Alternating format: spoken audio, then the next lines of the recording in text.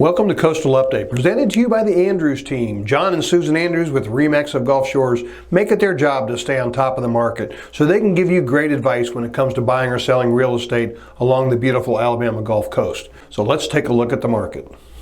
This is our 5-month report for the condominium market here along the beautiful Alabama Gulf Coast, the area we call Pleasure Island, consisting of Gulf Shores, Orange Beach, Fort Morgan, and Perdido Key in Florida. We've gathered all this data from the Baldwin Realtors database, so let's take a look at the market.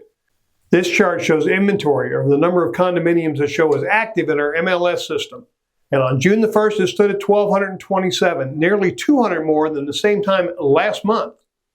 Median days on the market. How long does it take to get a properly priced condo to go under contract from the day it's listed? Stood just shy of 3 months at 82 days.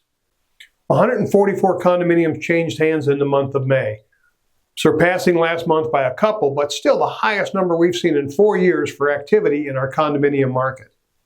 This chart shows the first 5 months of 2026 versus the same time last year. Total number of condos to sell was up 29% to over 550 units in the first 5 months. The average sales price grew 3% to just under $659,000.